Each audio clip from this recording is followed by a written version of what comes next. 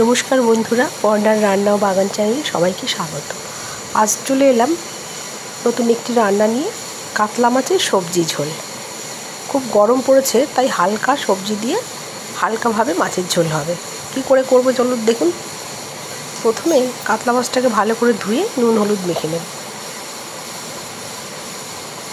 নুন হলুদটা আমি ভালো করে এপিট ওপিট মেখে নেব।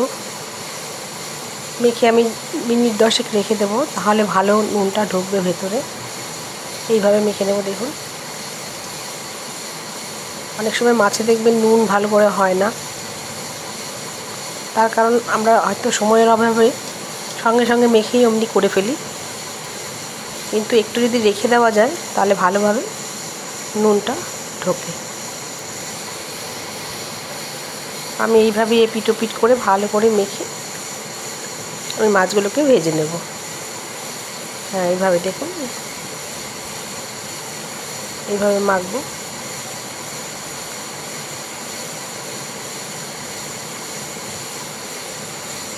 কড়াতে তেল দিয়ে দিলাম। এবার আমি মাছগুলোকে ভাজবো।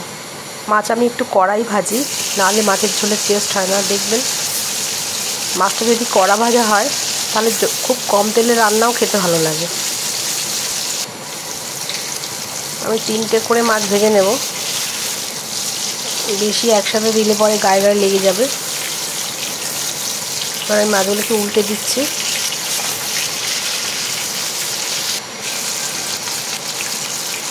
আমি সবজি বলতে পেঁপে আর পটল দিয়ে করব। আমি মাছের ঝোলে খুব একটা আলু দিই না। দেখুন, পেঁপেটা সরু সরু করে কেটে রেখেছি, ওটা আমি আর দেখালাম না, ভিডিওটা বড় হয়ে যাবে। এবার পটল কাটাটা দেখাচ্ছি শুধু। পেঁপেটাকে এইভাবে সরু সরু করে লম্বা লম্বা করে কেটে রেখেছি। পটলটা পুরো খোসা ছাড়িয়ে দেবো, কেননা পটল একদম ভাল লাগে না খেতে। খোসা ছাড়ালে তাও একটু নরম হয়, দেখতেও সুন্দর হয়। খুব বেশি দেব না। দেখুন, আমি 1 টুকরো পেঁপে দিয়েছি আর 3টে মাত্র পটল দেব। খুব বেশি দিলে ঝোলটা আবার ভালো লাগবে না। এইভাবে আমি কেটে নেব পটলগুলোকে, পুরো খোসা ছাড়িয়ে ভিতরের দানাগুলোকে ফেলে দেব।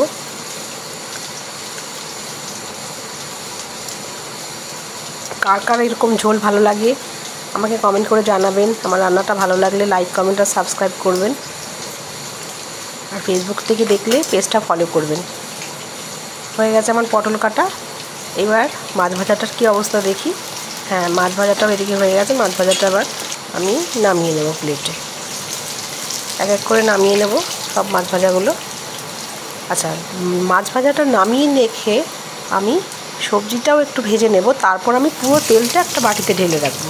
আর এদিকে আমি সবজিগুলো ধুয়ে নিচ্ছি। দেখুন, কেটে রাখা সবজিগুলো ধুয়ে নিয়েছি।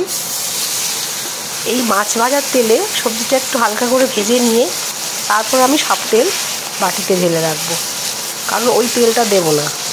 এত তেল খাওয়া ঠিক না, কারোরই আজকাল তেল খাওয়া ঠিক না। যতটা কম তেল খেয়ে পারা যায়। দেখুন, এইভাবে আমি সবজিটাকে ভেজে এবার তুলে রাখছি। একটা বাটিতে তুলে রাখবো।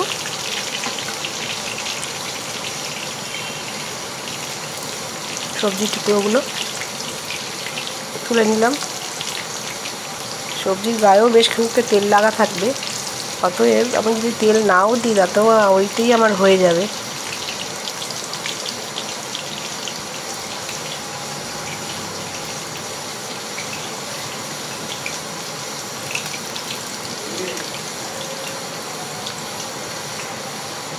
তুলে দিলাম সব সবজিগুলো।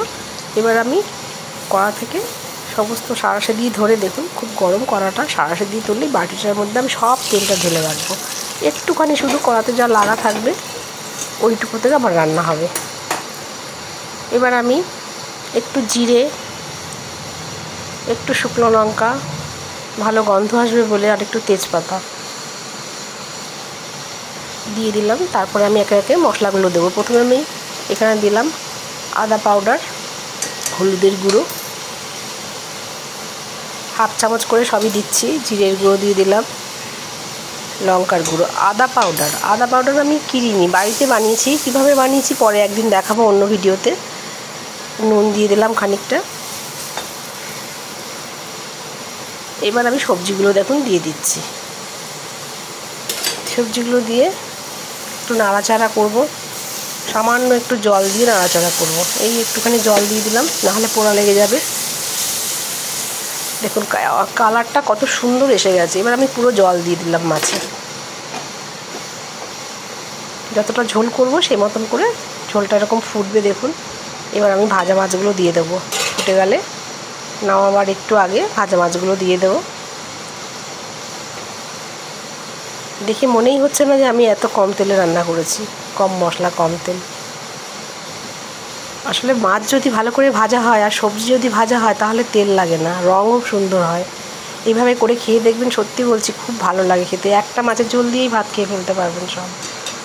এবার আমি হয়ে গেছে, গ্যাসটা নিভিয়ে দিয়েছি, ঝোলটা বাটিতে ঢেলে নেব।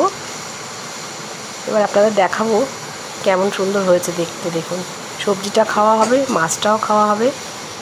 দেখুন ঢেলে দিয়েছি বাটিতে। নমস্কার, সবাই খুব ভালো থাকবেন।